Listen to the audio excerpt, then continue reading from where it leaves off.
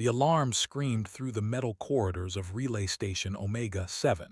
Red lights flashed on every wall. The station shook as another explosion hit the outer shields. Park ran through the hallway, her boots hitting the floor hard with each step. She was a small woman with short black hair and tired eyes. She had worked at this station for 2 years. Nothing exciting ever happened here, until now. She reached the command center and pushed through the door. Inside, chaos waited for her. The crew members were screaming in their high-pitched voices. Their pale blue skin had turned almost white with fear. The engineers stood frozen at their stations, their forearms hanging useless at their sides. Ambassador, the station commander, stood in the middle of the room. He was tall with silver robes and trembling hands. His large black eyes stared at the main screen. On that screen saw death. 40 ships hung in the darkness of space. They were ugly things, built from dark metal and sharp angles. Warships.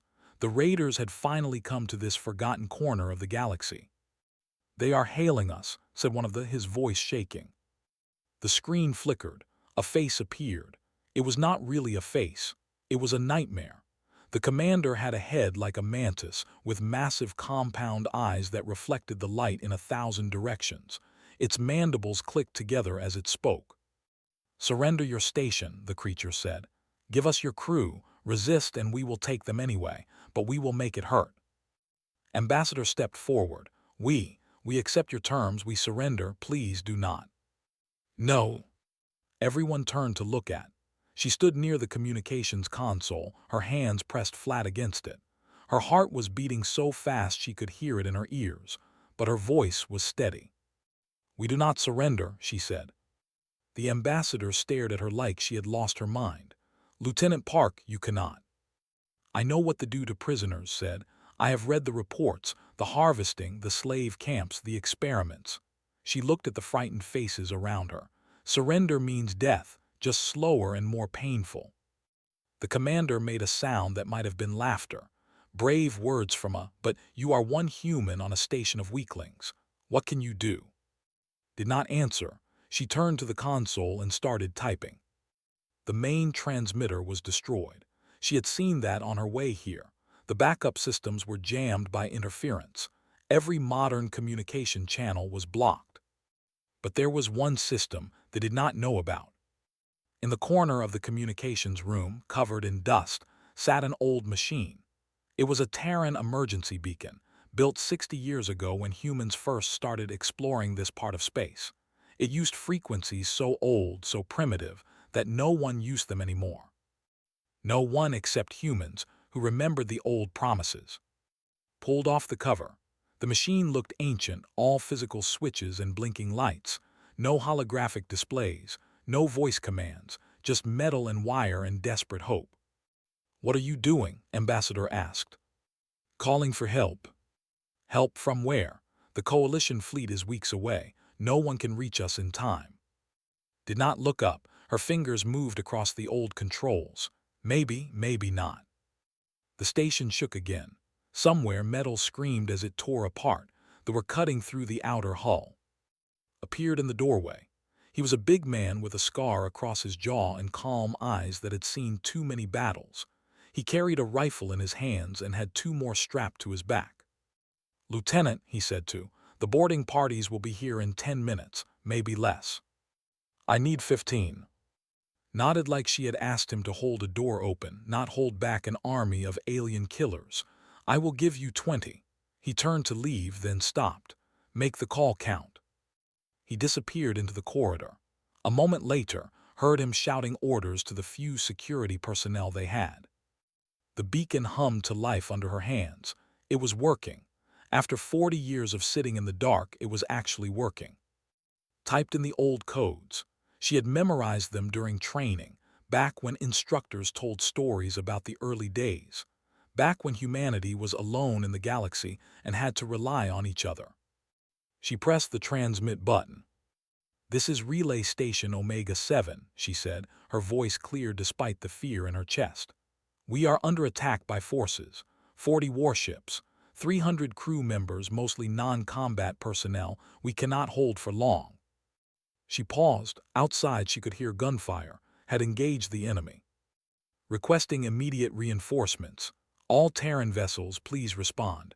I repeat, all Terran vessels, please respond. She released the button. The beacon pulsed once, twice, 3 times. Then it sent her message out into the void, riding on frequencies that were old when her grandmother was young. Ambassador watched her with something like pity in his large eyes. No one will come, he said softly. Humans are scattered across 100 systems. Even if someone hears you, they cannot reach us in time. And why would they risk their lives for strangers? Stood up straight. She picked up one of the rifles had left behind. It felt heavy in her hands, but she did not let it shake. You do not know humans very well, Ambassador, she said. We always answer. She walked toward the door, toward the sound of battle, toward almost certain death. Behind her, the old beacon kept pulsing its desperate message into the endless dark. Somewhere out there, someone was listening. 3 star systems away, Captain Han sat in her chair on the bridge of the TSS Indomitable. She was drinking cold coffee and reading reports about supply routes. It was boring work, but someone had to do it. The Indomitable was a Terran heavy cruiser, 200 meters of metal and weapons. It was not the biggest ship in the fleet, but it was tough. Like its crew of 200 humans, it was built to take punishment and keep fighting. A soft beep came from the communications station, then another, then a third. Lieutenant, the communications officer, frowned at her console. Captain, I am picking up something strange. Strange how? It is on the old frequencies, the Terran emergency band. Looked up, confusion on her young face. No one has used those in decades. Put down her coffee. A cold feeling started to grow in her stomach. Let me hear it. The bridge fell silent as the message played. A woman's voice, tired but strong, filled the air. This is Relay Station Omega 7. We are under attack by forces. 40 warships. 300 crew members, mostly non-combat personnel. We cannot hold for long. Requesting immediate reinforcements. All Terran vessels, please respond. The message ended. Then it started again, looping on repeat. Commander stood up from his station. He was first officer, a tall man with gray in his hair and scars on his knuckles. He had been fighting since before most of the crew was born. Omega 7, he said. That is at the edge of Coalition space, 3 jumps from here. How long to get there? 6 hours if we push the engines hard. Stared at the main screen. It showed nothing but empty space, but in her mind she could see that station. She could see the people inside, fighting and dying while they waited for help that might never come. 40 warships, said Lieutenant. Captain, we are 1 ship. I know. The math does not work. We cannot win. I know. Moved closer to, he spoke quietly so only she could hear. She is right. This is suicide. We should contact command, request a proper fleet response. That will take weeks. They will be dead in hours. Met his eyes. You heard her. She asked for us. And if we go and die, who helps the next station? Who protects the convoys we are supposed to escort? Was quiet for a long moment. Then she stood up and pressed the button for ship-wide communication. All hands, this is the captain. I just received a distress call from Relay Station Omega 7. They are under attack by a fleet. 40 warships against 1 station full of civilians and scientists. She paused, letting the words sink in. I am not going to lie to you. If we go, we will probably die. The numbers are against us. The smart thing, the safe thing, would be to call for backup and wait. Another pause. But 60 years ago, when humanity first came to this part of space, we made a promise. We put those old beacons on every station, every outpost, every colony. And we told everyone the same thing: if you call, we will come. Not because it is easy, not because we will win, but because you called. She looked around her bridge. Every face was watching her, waiting. Someone out there is counting on us. I will not force any of you to come with me, but I am going, because I refuse to be the reason a human breaks a promise. She released the button. The bridge was silent. Then laughed. It was a tired sound, but there was warmth in it. You always did give good speeches. He sat down at his station, setting course for Omega-7, all power to engines. One by one, the bridge crew turned back to their work. No one left, no one asked to stay behind. But they were not the only ones who heard. 2 systems away, Doctor stood in the small medical bay of her research vessel. She was a scientist who studied alien life. She had never fired a weapon in her life. Her ship had picked up the signal by accident. The old receivers were still installed because no one had bothered to remove them. "We should keep going," said her assistant, a nervous young man named Lee. "We are not soldiers. What can we do?" Looked at the medical supplies around her. Bandages, medicine, surgical tools. Then she looked at the small crew around her. Scientists and students, not fighters. "Change course," she said. "Doctor, we have a medical bay, we have supplies, and we have a ship that can get there." She met his eyes. "What kind of people would we be if we did not try?" In a mining station orbiting a dead planet, Chief Engineer Ryu heard the same message. He was a big man with thick arms and grease under his fingernails. His ship was a freighter, built for hauling rocks, not fighting wars. But it had industrial cutting lasers. It had thick armor plating. And it had a crew of miners who had spent their lives working in the most dangerous places in the galaxy. "Boys," said to his crew, "I think we have a new job today." Across 3 systems, 7 ships changed course: a heavy cruiser, a research vessel, a mining freighter, a passenger transport, 3 cargo ships, 7 ships crewed by humans who had no business going to war. They went anyway, because someone had called for help. And humanity always answers. Commander of the Dominion watched the battle from his flagship with growing satisfaction. The station's shields had fallen 2 hours ago. His boarding parties were inside now, moving through the corridors, killing anyone who resisted. It was almost too easy. The relay station was supposed to be a simple target, a communications hub staffed by weak species, diplomats with their soft bodies and softer minds, engineers who froze at the first sign of danger, easy prey. But there was a problem. "Commander," said one of his officers, "we have lost contact with Assault Team 7. Clicked his mandibles in annoyance. "How?" "Unknown. Their last transmission mentioned heavy resistance in Corridor 12.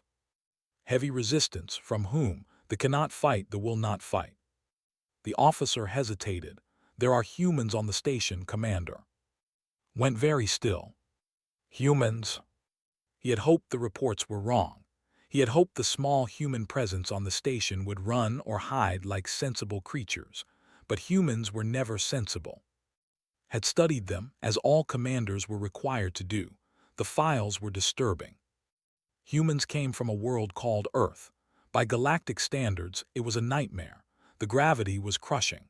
The temperature changed constantly, from freezing cold to burning heat. The air was filled with a corrosive gas called oxygen that could make things burst into flames. And the creatures on that world were monsters, predators with sharp teeth, venomous insects, bacteria that could kill in hours. The oceans were filled with things that ate anything that moved. Any sensible species would have died on such a world, but humans did not die. They survived. They adapted. They became predators themselves. The files said humans could run for hours without stopping. They could survive injuries that would kill other species. They could eat foods that were poison to everyone else. They could function without sleep for days. But worst of all was their minds. Humans had something called spite. It was an emotion that made them fight harder when they were losing. When a sensible creature would surrender, a human would attack. When a sensible creature would run, a human would stand and die fighting. They formed bonds with other species. They adopted aliens as friends and protected them like family. A human would die for a stranger. A human would die just to hurt an enemy. They were terrifying. And now they were on the station. Inside Omega-7, moved through the dark corridors like a ghost. Blood ran down his left arm where a blade had cut him. He had killed the creature that did it, then kept moving. Behind him followed a small group of fighters. 2 human security officers, 3 engineers who had picked up weapons and refused to stay behind. Even Ambassador was there, holding a pistol with shaking hands. "How many are left?" one of the asked. "Too many," said, "but we only need to hold them for a few more hours." "A few more hours? We cannot survive that long." Smiled, it was not a kind smile. "Watch me." He had been a soldier for 15 years. He had fought in border wars and pirate raids. He had seen friends die and enemies beg for mercy. He was not afraid of death. He was afraid of failing the people counting on him. Behind him, in the communications room, was still working. She had turned the station's internal systems into weapons. She sealed doors to trap squads. She vented atmosphere into corridors filled with enemies. She turned off the lights in sections where humans could fight in darkness but could not. She was bleeding from a cut on her head. She had not slept in 18 hours, but she would not stop. Ambassador watched her with wonder and fear. "Why do you keep fighting?" he asked during a brief moment of quiet. "There are too many. Help is too far away. Why not accept the end with dignity?" Looked at him. Her eyes were red from exhaustion, but there was fire in them. "When I was a child," she said, "my grandmother told me a story. During a great war on Earth, a group of soldiers were surrounded by enemies. They had no food, no supplies, no hope of rescue. The enemy commander sent a message demanding surrender." She turned back to her console.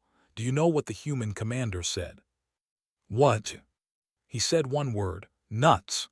It meant no. It meant we will never give up. It meant you will have to kill every single one of us." The ambassador did not understand, but they died anyway. No, they held out until help arrived, because someone was coming for them. Someone is always coming. She pointed at the old beacon, still pulsing in the corner. "I sent the call. Now I have to believe someone heard it." In the corridor, heard approaching. He raised his rifle and nodded to his team. "Remember," he said quietly, "we are the scariest things in this galaxy. Time to remind them why." They came around the corner, fired. On his flagship, Commander received another report. Assault Team 9 was gone. Assault Team 12 had taken heavy losses. The humans had killed 30 of his soldiers and showed no signs of stopping. 30 soldiers, 300 remained. The math still favored the... But felt something he had not felt in a long time. Fear.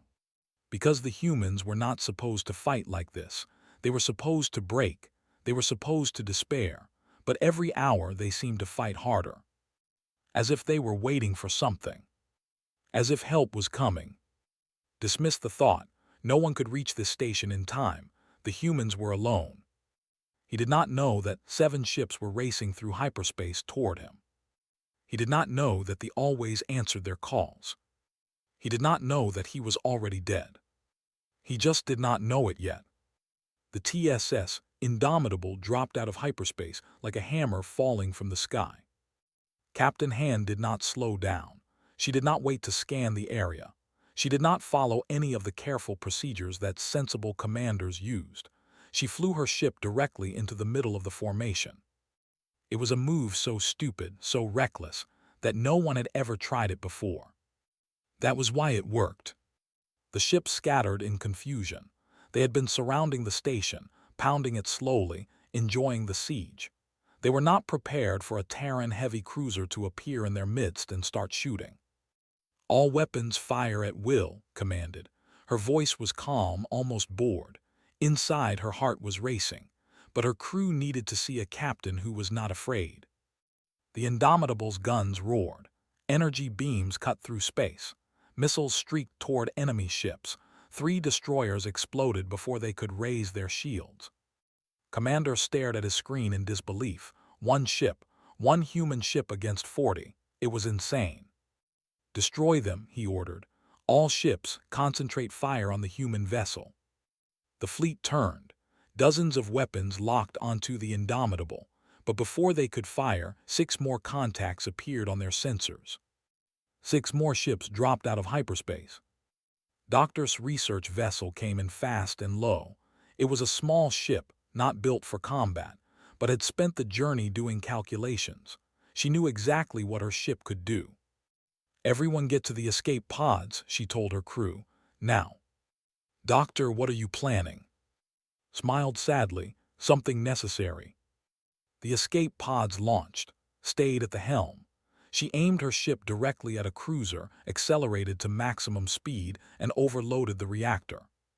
The explosion was beautiful, a star blooming in the darkness. Ship and 3 vessels vanished in light and fire. In an escape pod, Lee watched with tears in his eyes. He had tried to argue, tried to stay with her. She had refused. Humans, he whispered, we are all crazy. Chief Engineer Ryu brought his mining freighter into the battle with a laugh. His ship was ugly and slow, covered in dents and patches from years of hard work. But it was tough. And it had lasers. Mining lasers were not weapons. They were tools, designed to cut through asteroids and rock. But it spent his life using tools in ways they were not meant to be used. Light them up, boys, he shouted. The industrial lasers fired. They were not precise like military weapons. They were slow and clumsy, but they were powerful. A beam meant to slice through solid rock had no trouble cutting through hull armor. 2 more enemy ships fell. The colony transport, the hopeful Journey, positioned itself between the and Omega-7. It had no weapons. It had no armor, but it had a hull thick enough to absorb some hits and a captain brave enough to use it. Inside, 500 civilians huddled in the corridors. They were colonists, families heading to a new home. They had signed up for a new life, not a battle. But when the captain explained what was happening, not one of them asked to turn back. A young girl started singing, an old Earth song about not giving up. Others joined her. Soon the whole ship was singing, their voices carrying through the metal walls as explosions rocked the vessel. They could not understand. Why were they singing? They were dying. Why were they not screaming? On the Indomitable, Commander led a boarding party, had given him 20 soldiers and one order: take the flagship. It was impossible. The flagship was huge, crawling with enemy soldiers. His team would be outnumbered 50-1. Did not care. They launched across the void in boarding pods, small metal coffins that slammed into the enemy hull and burned through. Then they were inside, fighting through narrow corridors filled with warriors. Moved like a machine, he fired until his rifle was empty, then dropped it and pulled his pistol. When that was empty, he drew his knife. When the knife was knocked from his hand, he used his fists. A soldier stood in his way. It was bigger than him, stronger, with 4 arms ending in razor claws. Hit it in the throat. When it bent over, he grabbed one of its own claws and used it to cut the creature's head off. His soldiers followed him, stepping over bodies, never stopping. Commander, one of them gasped, how much further to the bridge? 3 more corridors, wiped blood from his face. Some of it was his, most of it was not. Stay close, we end this now. Outside, the battle raged. The Indomitable was on fire. Half its weapons were destroyed. Hull breaches on 6 decks, but it kept fighting. 2 of the cargo ships were gone, rammed into enemy vessels by their crews after the engines failed. The mining freighter was venting atmosphere, and his men sealing breaches with their bare hands while they kept the lasers firing. Only 23 ships remained, then 20, then 17. And still the humans would not stop. Commander watched his fleet die around him. His flagship shook as the human boarding party fought their way closer. He could hear them now, the sounds of battle echoing through his ship. He finally understood why his people avoided human space. It was not because humans were strong, they were strong. It was not because humans were smart, many species were smart. It was because humans did not know when to give up. They did not surrender when the odds were against them. They did not run when death was certain. They just kept fighting. And that made them monsters. The door to his bridge exploded. Commander stepped through, covered in blood and burns, a broken knife in one hand and a blade in the other. Their eyes met. Reached for his weapon. He was not fast enough. The Galactic Coalition fleet arrived 12 hours too late. Admiral, with centuries of experience, stood on the bridge of his flagship and stared at the scene before him. His large black eyes could not believe what they were seeing. The space around Relay Station Omega-7 was filled with wreckage. 23 warships had been destroyed. 12 more drifted without power, captured or disabled. 5 had fled into hyperspace, carrying tales of horror back to the Dominion. And in the middle of it all, barely holding together, floated 7 human ships. The Indomitable was the worst. Holes covered its hull like wounds. Fires burned in sections that still had atmosphere. It was listing to one side, its engines dark and silent. But it was still there, still standing guard. Admiral opened a channel. "Human vessels, this is Admiral of the Coalition Fleet. We have arrived to assist." A long pause, then a tired voice answered. It was Captain Han. She sounded like she had not slept in days. "Admiral, good of you to join us." A cough. "The flagship has been captured. Their commander is dead. The station is secure." How is this possible? Our intelligence said 40 enemy ships." "There were 40, now there are not." Looked at his tactical officer. The young was running numbers, shaking all 4 of his heads. "Admiral," the officer said quietly, "the humans lost 3 ships and over 200 crew, but they destroyed or captured 35 enemy vessels. The kill ratio is impossible." Did not respond. He was watching the human ships. Even now, damaged and dying, they had positioned themselves between the station and any possible threat. Still protecting, still fighting, even when the battle was over. Inside Omega-7, rescue teams moved through the corridors. They found bodies everywhere, and human and all mixed together. The fighting had been brutal, close, and terrible. They found Sergeant in the main corridor near the docking bay. He was sitting against a wall, a broken rifle in his lap and a knife in his hand. Around him lay the bodies of 17 warriors. He was alive, barely. 3 medics worked on him while he stared at the ceiling with distant eyes. "Sergeant," one of them said, "you need to let go of the knife." Looked at her. Then he looked at the knife. His fingers were locked around it so tightly that his knuckles had turned white. "Not yet," he said. "Not until someone tells me everyone is safe." "The battle is over, they are gone." "Then tell me everyone is safe." A voice came from the doorway. It was Lieutenant Park, supported by 2 medics of her own. She had a bandage around her head and her arm was in a sling, but she was smiling. "Everyone is safe," she said. "We did it, they came." Looked at her for a long moment. Then slowly his fingers relaxed. The knife fell from his hand. "Good," he said, and then he passed out. 3 days later, the Galactic Coalition held an emergency session. Representatives from 100 species gathered to discuss what had happened at Omega-7. Ambassador stood before them. He was changed. The terror that had filled him during the battle had been replaced by something else, something like wonder. "I have served the Coalition for 60 years, he said. "I thought I understood humans. I thought they were dangerous, violent, unpredictable. I thought was a warning." He paused, looking at the assembly. "I was wrong." He told them about who had sent a call into the darkness and never stopped believing someone would answer. He told them about who had held a corridor against impossible odds with nothing but determination and rage. He told them about Doctor, who had given her life to save strangers she had never met. About Ryu, who had turned a mining ship into a weapon of war. About the colonists on the hopeful journey, who had sung as their ship burned around them. He told them about Captain Han, who had answered a call for help even though it meant almost certain death.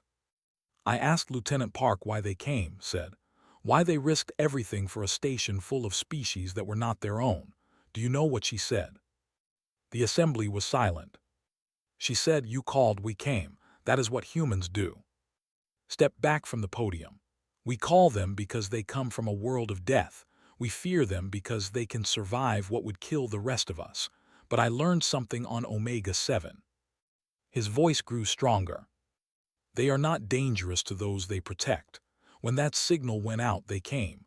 Not for glory, not for profit, not because they had to, but because someone needed help and they could not ignore that." He looked at the human delegation. Captain Han sat there, still bandaged, still tired, but sitting straight in her chair. "We should not fear the," said. We should be grateful they consider us friends. 1 month later, Park stood in the newly rebuilt communications center of Omega 7. She had been promoted to commander. She had been offered transfers to better stations, safer posts. She had refused them all. Workers were installing new equipment, modern transmitters, advanced sensors, the best technology the Coalition could provide.